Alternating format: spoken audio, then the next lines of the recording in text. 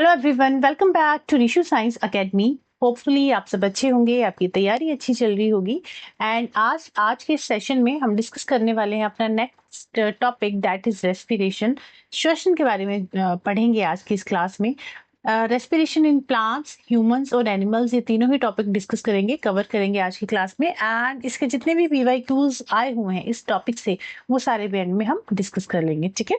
और ये डे 19 है। आई होप कि इससे पहले जितनी भी क्लासेस हो चुकी हैं, 18 लेक्चर हमारे हो चुके हैं, वो क्लासेस भी आपने देखी होंगी। अगर अभी तक वो नहीं देखी हैं तो वो क्लासेस भी आप जरूर विजिट करें, काफी हेल्पफुल रहेंगी। जितने भी हमने टॉपिक किए हैं उनके सबके क्वेश्चन आंसर्स भी, मतलब पीवाईक्यूज भी साथ साथ ही डिस्कस किए हैं। और किस तरह के क्वेश्चन आते हैं उससे मतलब इससे क्या है, आपको आइडिया मिल जाता है कि क्वेश्चन जो है एग्जामिनर आजकल किस तरह के पूछ रहे हैं। लेटेस्ट क्वेश्चन है इसमें। बाकी जो साइंस पैडागोजी है, साइंस पैडागोजी की अलग सीरीज हमारी चल रही है, उसमें हम पीवाईक्यूज डिस्कस कर रहे हैं कॉन्सेप्ट के साथ, ठीक है। तो चलिए आज की क्लास स्टार्ट करते हैं विदाउट वेस्टिंग टाइम। और ये जो पीडीएफ है आपको मेरे टेलीग्राम चैनल पे मिलेगा, रिशु साइंस एकेडमी। इसका लिंक दे दूंगी डिस्क्रिप्शन में, वहां से भी आप ज्वाइन कर सकते हो, ठीक है। अपने कमेंट सेक्शन में दे दूंगी। चलिए, तो रेस्पिरेशन शुरू करते हैं। श्वसन क्या है, श्वसन की प्रक्रिया है क्या एक्चुअली। तो रेस्पिरेशन क्या है, एक ऐसी प्रोसेस है by which food is broken down into release ATP inside cells. मतलब ये एक ऐसी प्रक्रिया है जहां पे क्या होता है, जो ग्लूकोज है, हम खाना खाते हैं ना, फूड खाते हैं, उससे हमें क्या मिलता है, ग्लूकोज मिलता है।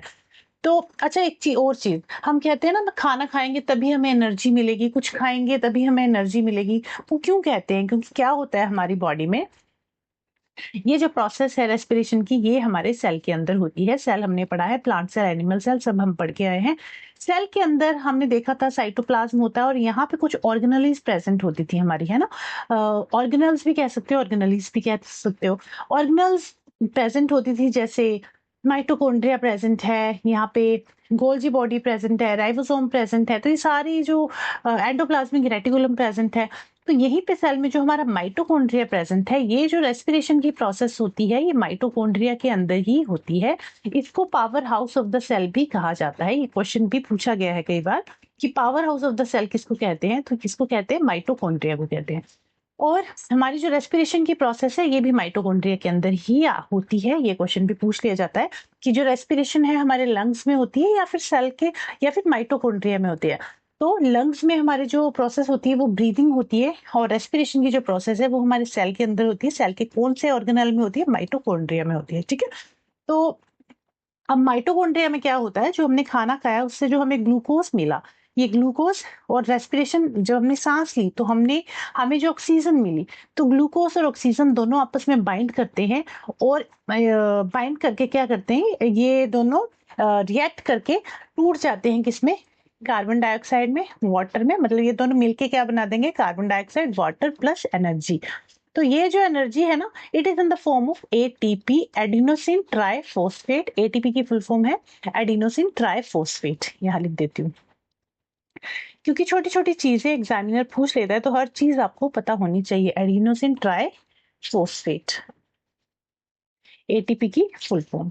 तो ग्लूकोज और ऑक्सीजन आपस में बाइंड हुए, कहाँ पे, माइटोकॉन्ड्रिया के अंदर। और इन्होंने क्या किया, ये दोनों ने ये दोनों आपस में रिएक्ट करके इन्होंने क्या बना दिया, कार्बन डाइऑक्साइड, वाटर और एनर्जी। और ये जो एनर्जी है, it is in the form of ATP.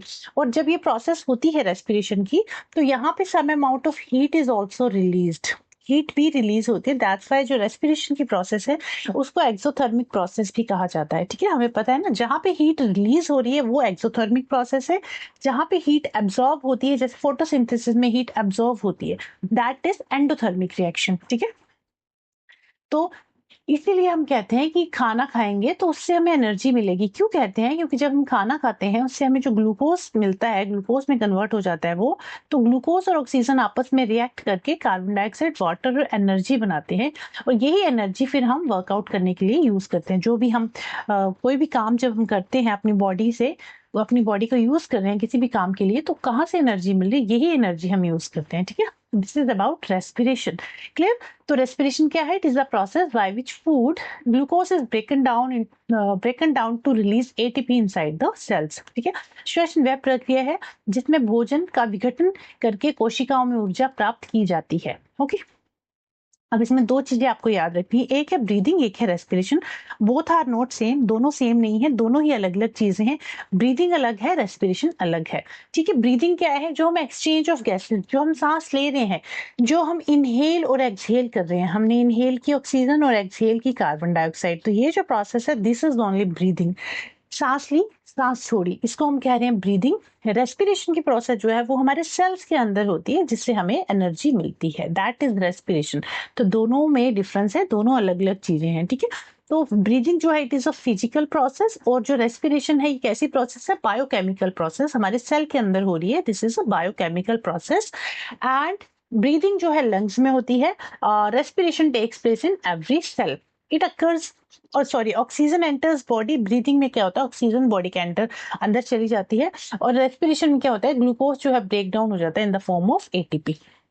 यहाँ पे ब्रीदिंग में कोई एटीपी प्रोड्यूस नहीं होती। ये दोनों के बीच का डिफरेंस है।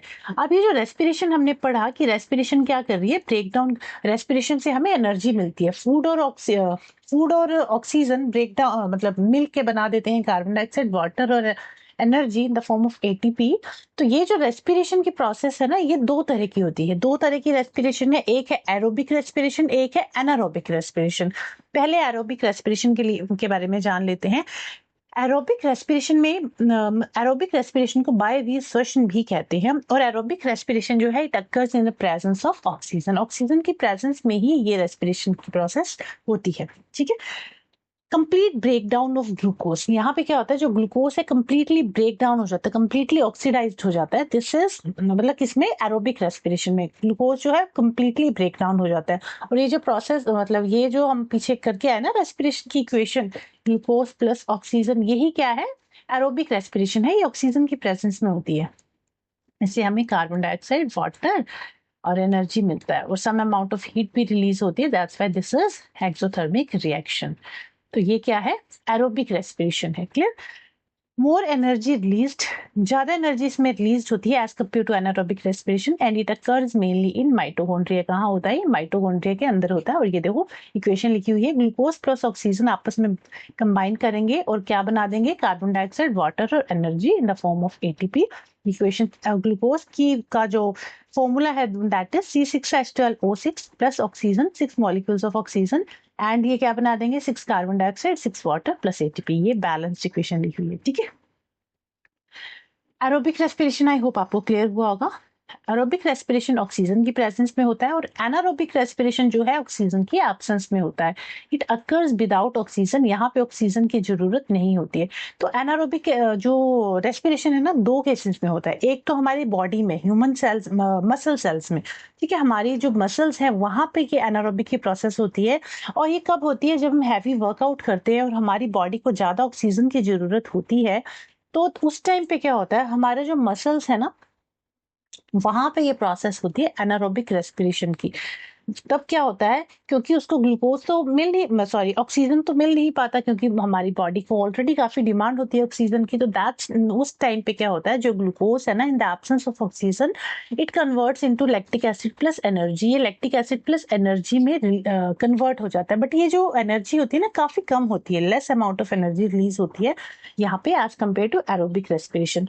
और वो जो, जब हम हैवी एक्सरसाइज वगैरह करते हैं तो हमें क्रैम्प्स आ जाते हैं।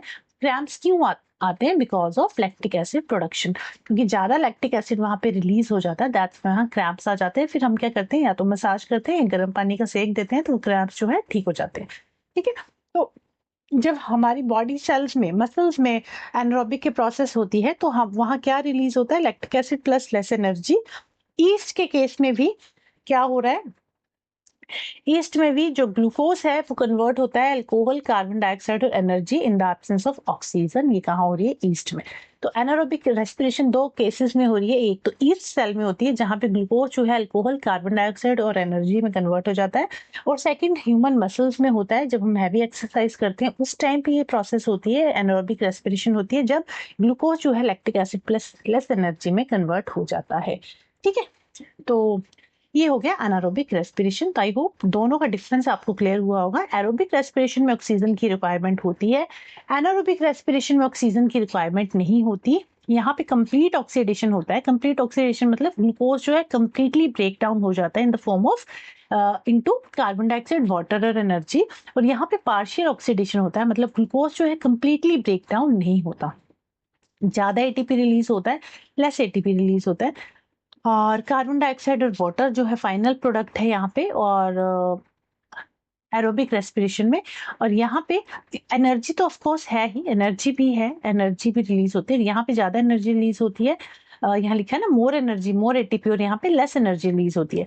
यहाँ पे लैक्टिक एसिड और अल्कोहल फॉर्म होता है। लैक्टिक एसिड हमारे मसल सेल्स में और अल्कोहल कहाँ पे, ईस्ट में।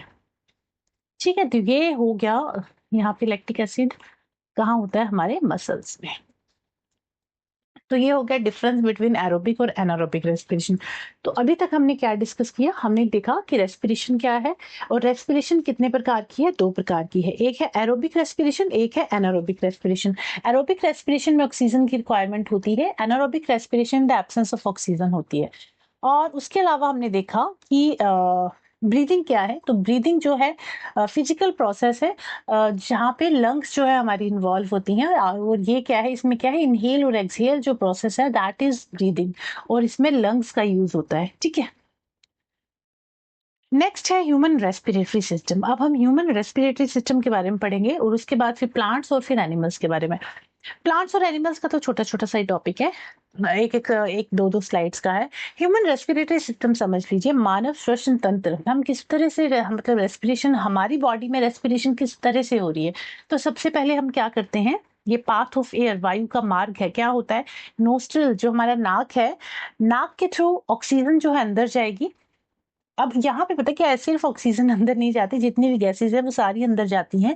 बट हमारी बॉडी को सिर्फ ऑक्सीजन चाहिए होती है, तो वो ऑक्सीजन रख लेती है, और बाकी जो गैसेज है उनको एक्सहेल कर देती है। जैसे कार्बन डाइऑक्साइड को एक्सहेल कर देती है, उसी के साथ बाकी गैसेज भी एक्सहेल हो जाती है। बट हमारी बॉडी को सिर्फ ऑक्सीजन चाहिए होती है ना। तो हमने क्या किया, गैसेस को इनहेल किया नोस्ट्रिल्स के थ्रू, ऑक्सीजन अंदर गई।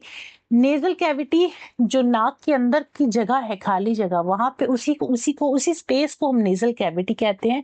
तो जब सांस हमने ली, तो पहले वो नोस्ट्रिल्स से होते हुए नेजल कैविटी के पास जाएगी, फिर फेरिंग्स में जाएगी, फिर लैरिंग्स में जाएगी। फेरिंग्स क्या है, कॉमन पैसेज है फूड और एयर का। फूड भी यहीं से पास होता है, जब हम खाना खाते हैं तो वो भी यहीं से पास होता है, और एयर भी, सांस जब लेते हैं तो एयर भी यहीं से पास होती है, फेरिंग्स से ही। फिर यहाँ क्या है, फूड इसोफेगस में चला जाता है, और हवा जो है, एयर जो है, वो लैरिंग्स में चली जाती है। ठीक है, तो फेरिंग्स के बाद लैरिंग्स में जाएगी, और उसके बाद फिर ट्रैकिया में जाएगी, क्या जाएगी, ऑक्सीजन। ट्रैकिया के बाद ब्रोंकाई में, फिर ब्रोंक्यूल्स में, और फिर एल्वियोलाई में। अब ये टर्म्स क्या है वो अभी मैं आगे बताऊंगी आपको। नासा छिद्र में जाएगा सबसे पहले सांस हमारी, नासिका गुहा, फिर ग्रसनी, फिर कंठ, फिर श्वास नली, फिर ब्रोंकाई, ब्रोंक्यूल्स, और फिर एल्वियोलाई में गैसेस का जो एक्सचेंज होता है। डिटेल में बताऊंगी भी। ये देखो, ये है हमारे ह्यूमन रेस्पिरेटरी सिस्टम। यहाँ पे नोज के थ्रू, नोस्ट्रिल्स के थ्रू हमने क्या किया, सांस अंदर ली, सांस अंदर ली, ये हमारी नेजल कैविटी है। नोस्ट्रिल से हमने सांस ली, तो नेजल कैविटी के थ्रू यहाँ से होते हुए हवा जो है यहाँ चली गई हमारे फेरिंग्स में। फेरिंग्स क्या है, ये ओरल कैविटी जो अंदर वाला स्पेस होता है ना, उसको कह रहे हैं। यहाँ चलेगी फेरिंग्स में। फेरिंग्स क्या है, कॉमन पैसेज है फूड और एयर का। उसके अलावा, उसके बाद सॉरी, फेरिंग्स के बाद कहाँ जाएगी, लैरिंग्स में। लैरिंग्स के बाद ट्रैकिया। ट्रैकिया क्या है, ये जो ट्यूब लाइक स्ट्रक्चर आपको दिख रहा है, दिस इज ट्रैकिया। ट्रैकिया में चली जाएगी। ट्रैकिया के बाद यहाँ पे देखिए 2 पार्ट्स में डिवाइड हो रहा है ट्रैकिया, है ना। इसको हम कह रहे हैं ब्रोंकाई। ये जो है, ये ब्रोंकाई है, ये जो 2 पार्ट्स हैं। देखो, हमारी 2 लंग्स होते हैं, लेफ्ट लंग, राइट लंग, दोनों के पास 2 ब्रोंकाई है। ठीक है, सब ब्रांचेस हैं ब्रोंकाई। ब्रोंकाई के बाद यहाँ पे आप देखिए काफी सारे, आपको लगेगा काफी सारे रूट्स निकले हुए हैं, इस तरह से, इस तरह से, इस तरह। तो ये जो छोटे छोटे रूट्स, जो छोटे छोटे ब्रांचेस टाइप की हैं, दिस इज कॉल्ड ब्रोंक्यूल्स। ठीक है, ये ट्रैकिया है। ट्रैकिया के बाद ब्रोंकाई में जाएगी, दोनों ब्रोंकाई में चली गई ऑक्सीजन। और उसके बाद फिर ये जो छोटे छोटे सब ब्रांचेस हैं, ये क्या है, ब्रोंक्यूल्स है, small branches of bronchi. Bronchioles के बाद यहाँ पे आपको देखो गुच्छा सा दिख रहा है, इस तरह से, यहाँ पे हाईलाइट करके दिखाई हुई है ये image, this is called alveoli. यहाँ पे हर ब्रोंक्यूल के एंड में ये जो गुच्छा सा आपको दिख रहा है, ये लगा हुआ है, और दिस इज कॉल्ड एल्वियोलाई। और यही वो जगह है जहाँ पे गैसेस का एक्सचेंज होता है। गैसेस का एक्सचेंज होता है मतलब यहाँ पे ब्लड कैपिलरीज प्रेजेंट होती हैं। एल्वियोलाई के सराउंडिंग में यहाँ पे इस तरह से ब्लड कैपिलरीज प्रेजेंट होती हैं, और यहाँ पे क्या होता है, जो हमने सांस ली ना, ऑक्सीजन जो आई है, ऑक्सीजन को ये ब्लड में भेज देगा, और ब्लड जो हमारी बॉडी से कार्बन डाइऑक्साइड लेके आया था रेस्पिरेशन के दौरान, तो वो कार्बन डाइऑक्साइड वापस से एल्वियोलाई में चली जाएगी, और ये कार्बन डाइऑक्साइड फिर वापस किसी रास्ते से होते हुए ब्रोंकाई के पास ब्रोंक्योल के पास जाएगी, फिर ब्रोंकाई के पास जाएगी, फिर ट्रैकिया में जाएगी, फिर नेजल कैविटी से होते हुए नोस्ट्रिल के थ्रू होते हुए हमारी जो कार्बन डाइऑक्साइड गैस है वो बॉडी से बाहर चली जाएगी। तो जिस रास्ते से ऑक्सीजन अंदर गई, उसी रास्ते से कार्बन डाइऑक्साइड भी वापस आ जाएगी, ठीक है। और ये गैसेस का जो एक्सचेंज है ये कहाँ हो रहा है? एल्वियोलाई में हो रहा है। एल्वियोलाई के सराउंडिंग में ब्लड कैपिलरीज प्रेजेंट है, इस तरह से लिपटी हुई है, और यहाँ पे एक्सचेंज ऑफ गैसेस होता है। ब्लड में जो कार्बन डाइऑक्साइड मिक्स है वो वापस भेज देगा एल्वियोलाई के थ्रू, और एल्वियोलाई जो ऑक्सीजन लेके आया है वो वापस ऑक्सीजन को ब्लड में भेज देगा, और ये प्रोसेस जो है इसी तरह से कंटिन्यू चलता रहता है, ठीक है, जब तक हम जीवित हैं, ठीक है। तो ये एक प्रोसेस है कि किस तरह से हम सांस लेते हैं, सांस लेने के बाद किस तरह से ऑक्सीजन हमारी बॉडी में एंटर करती है। अच्छा, यहाँ पे ना फिर अब ऑक्सीजन चलेगी हमारे ब्लड में, अब ब्लड क्या, अब ये जो ऑक्सीजन है ये जाएगी हार्ट में, और फिर हार्ट सभी बॉडी पार्ट्स में ऑक्सीजन को भेज देगा, है ना। सर्कुलेटरी सिस्टम भी अभी हम इसके बाद डिस्कस करेंगे, आज नहीं नेक्स्ट वीडियो में, ठीक है। ये है हमारा ह्यूमन रेस्पिरेटरी सिस्टम, जहाँ पे हमने ये सारे पार्ट्स डिस्कस किए। नोस्ट्रल्स क्या है, nasal cavity, pharynx, लैरिंग्स, trachea, cartilage rings. अच्छा, ये कार्टिलेज रिंग ना, ट्रैकिया में जो रिंग्स प्रेजेंट है वहां पे उसको कहते हैं, ट्रैकिया में रिंग्स प्रेजेंट है यहाँ पे, ये देखो, सॉरी, ये रिंग्स, इनको कह रहे हैं हम cartilage rings. Bronchi, bronchioles, alveoli, ठीक है। क्या क्या फंक्शन है अभी बता के आई हूँ। नोस्ट्रल्स क्या करते हैं? Entry of air, nasal cavity filter warm and moisture air, pharynx common passage है, लैरिंग्स वॉइस बॉक्स है, ट्रैकिया में एयर पास हो जाएगी। फिर जो कार्टिलेज रिंग्स है ये क्या करते हैं? श्वास नली को दबने से बचाते हैं, वो दब ना जाए एकदम से, तो ये रिंग्स के उसको बचा के रखते हैं ट्रैकिया को। ब्रोंकाई एयर को लेके जाती है लंग्स में, और फिर उसके बाद भेज देती है स्मॉलर ब्रांचेस ब्रोंक्यूल्स में, और एक्सचेंज ऑफ गैसेस हो जाता है एल्वियोलाई में। क्लियर? चलिए, इतना सा ही है हमारा human respiratory system. I hope आपको समझ में आया होगा। नेक्स्ट टॉपिक है मैकेनिज्म ऑफ ब्रीदिंग। अब जब ब्रीदिंग का मैकेनिज्म है वो क्या है, किस तरह से हम ब्रीद इन और ब्रीद आउट करते हैं। देखो, ब्रीदिंग को मतलब ब्रीदिंग में दो प्रोसेस हैं, एक तो क्या है इनहेलेशन, एक है एक्सहेलेशन। इनहेलेशन मतलब जब हम सांस अंदर लेते हैं, इनहेलेशन को इंस्पिरेशन, इंस्पिरेशन, हाँ इंस्पिरेशन भी कहते हैं, इनहेलेशन को इंस्पिरेशन भी कहते हैं, और इंस्पायरेशन कह सकते हो आप। तो इनहेलेशन, इनहेल मतलब हमने ऑक्सीजन जब इनहेल किया, अंदर ली, सांस ली, जब उसी को इनहेलेशन कह रहे हैं। तो अब यहाँ पे एक समझने वाली टर्म है, दैट इज डायाफ्राम। हमारे लंग्स में इस तरह से एक मस्कुलर शीट प्रेजेंट होती है जिसको हम कहते हैं डायाफ्राम। देखो ये इमेज दिखाती हूँ आपको, ये देखो, ये एक मस्कुलर शीट प्रेजेंट है यहाँ पे, ये शीट, इसको हम क्या कह रहे हैं? Diaphragm, muscular sheet that helps in breathing. और ब्रीदिंग में ये कैसे हेल्प कर रही है वही हम यहाँ पे समझेंगे। अब जब हम सांस लेते हैं, जब हमने सांस अंदर ली, ठीक है, सांस अंदर ली, तो हमारी जो लंग्स है वो फूल जाएंगी, ठीक है, फूल जाएंगी तो ज्यादा हवा अंदर भरेगी।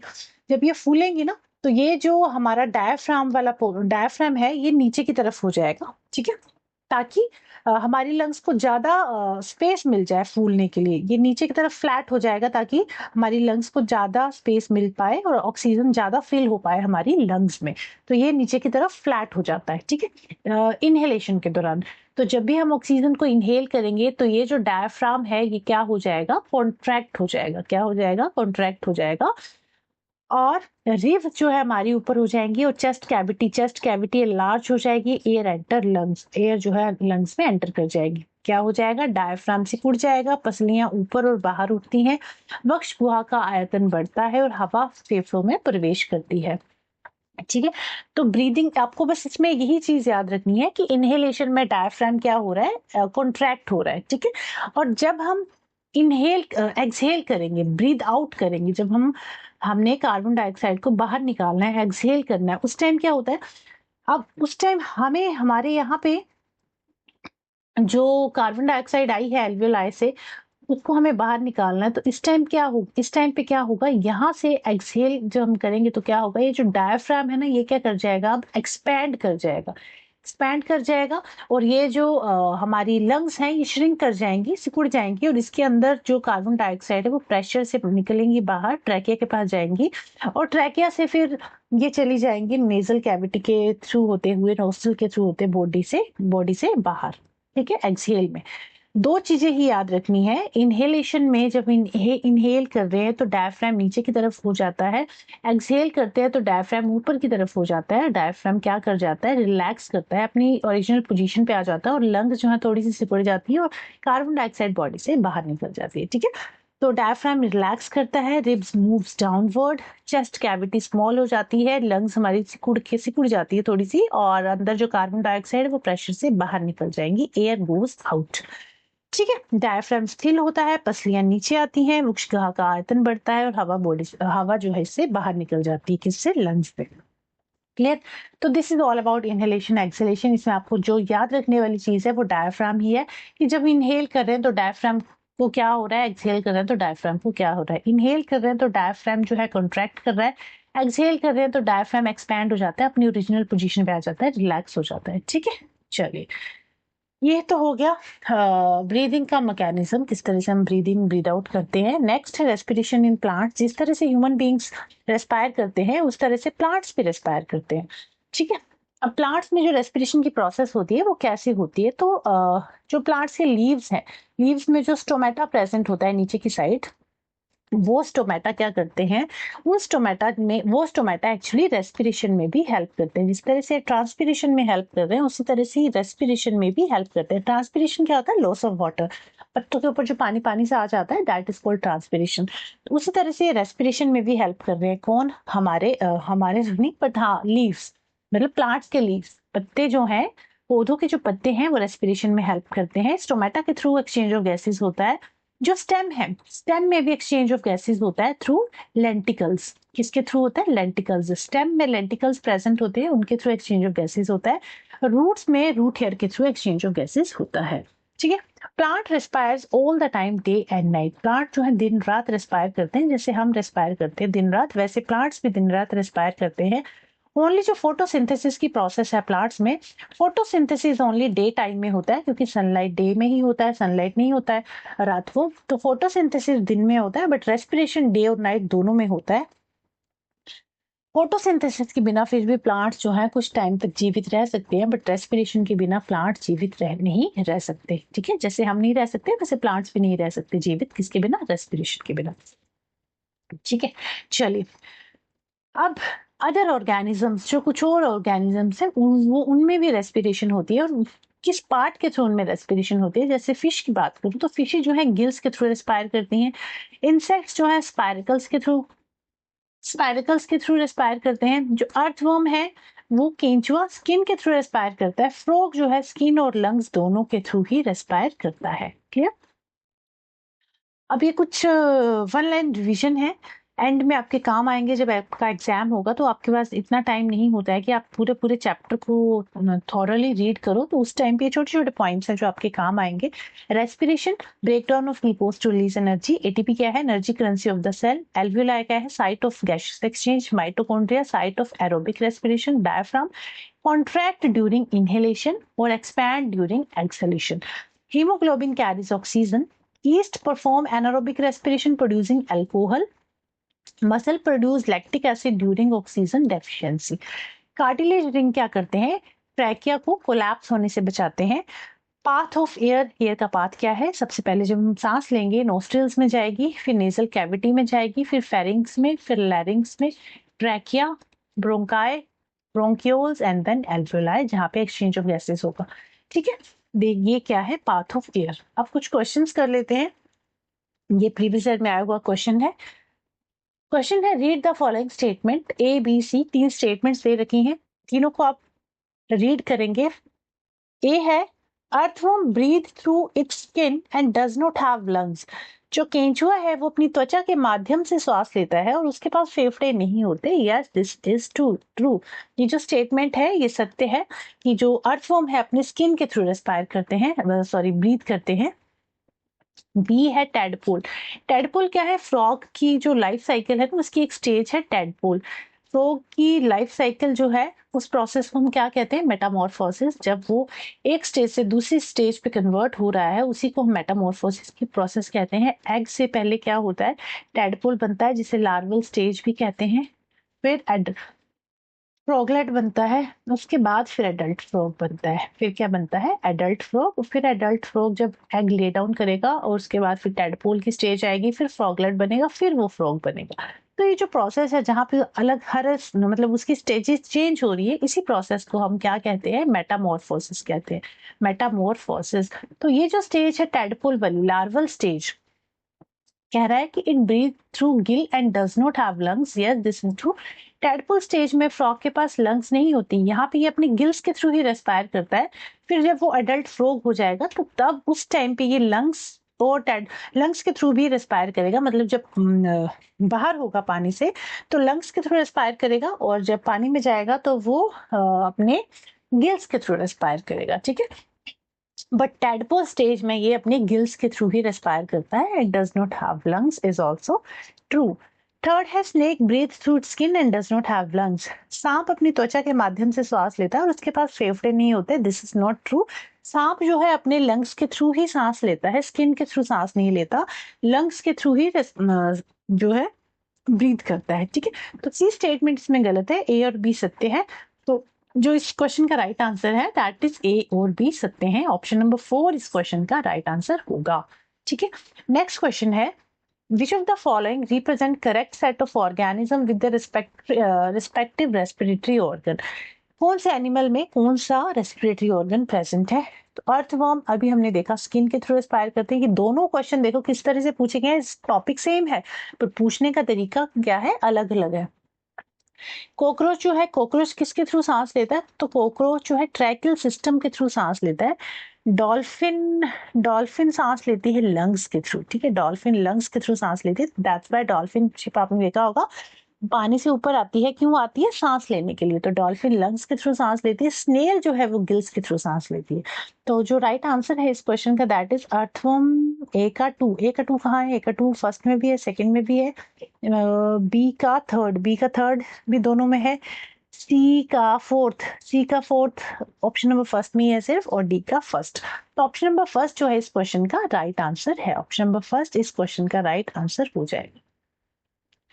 नेक्स्ट क्वेश्चन है which one of the following represent the correct equation of aerobic respiration. Aerobic respiration की जो इक्वेशन है वो आपको बतानी है क्या है। तो glucose plus oxygen gives rise to carbon dioxide water energy in the form of ATP. तो पहली ही इक्वेशन जो है सही है। इस क्वेश्चन का राइट आंसर है option number A. Next question है, अच्छा मैं क्लास के एंड में तो आ गई बट मैंने देखा नहीं कि मेरी क्लास रिकॉर्ड हो भी रही है या नहीं। हाँ हो रही है। चलो नेक्स्ट क्वेश्चन है रेस्पिरेशन स्टेटमेंट बेस्ड क्वेश्चन है। दो स्टेटमेंट्स आपके पास दे रखी हैं। फर्स्ट स्टेटमेंट है respiration is the process by which energy is released from food. कि श्वसन वह प्रक्रिया है जिसके द्वारा भोजन से ऊर्जा मुक्त होती है, मतलब बनती है। एनर्जी रिलीज होती है, बनती नहीं होता, रिलीज होती है। सेकेंड है respiration occurs only in lungs. कि श्वसन केवल फेफड़ों में होता है, जी नहीं, लंग्स में नहीं होता। रेस्पिरेशन कहाँ होता है? सेल में, माइटोकॉन्ड्रिया में होता है। लंग्स में क्या होता है? ब्रीदिंग की प्रोसेस होती है। तो फर्स्ट इज ट्रू बट जो स्टेटमेंट टू है that is false. Both statement इसका राइट आंसर होगा। Statement one is true but statement two is false. कथन वन तो सत्य है लेकिन कथन टू जो है दैट इज असत्य। ठीक है, चलिए ऑप्शन नंबर सी इस क्वेश्चन का राइट आंसर है। ये लास्ट क्वेश्चन है आज की क्लास का एंड क्वेश्चन है, ये भी स्टेटमेंट बेस्ड क्वेश्चन है। And the question is statement first है during vigorous exercise human muscles में परफॉर्म एनारोबिक रेस्पिरेशन। जोरदार व्यायाम के दौरान मानव मांसपेशियां अवायवीय श्वसन कर सकती हैं, एनारोबिक रेस्पिरेशन कर सकती हैं। Yes this is true, first statement सही है। सेकंड है lactic acid is formed during anaerobic respiration in muscles. मांसपेशियों में अवायवीय श्वसन के दौरान लैक्टिक एसिड बनता है। This is also true. तो दोनों ही स्टेटमेंट सही है और इस क्वेश्चन का राइट आंसर हो जाएगा बोथ स्टेटमेंट्स आर ट्रू। दोनों ही कथन क्या है? सत्य हैं। क्लियर? तो आज की क्लास होपफुली आपको समझ में आई होगी। आज हमने क्या क्या डिस्कस किया? रेस्पिरेशन क्या है, टू टाइप्स के रेस्पिरेशन डिस्कस किए, एरोबिक रेस्पिरेशन, एनारोबिक रेस्पिरेशन।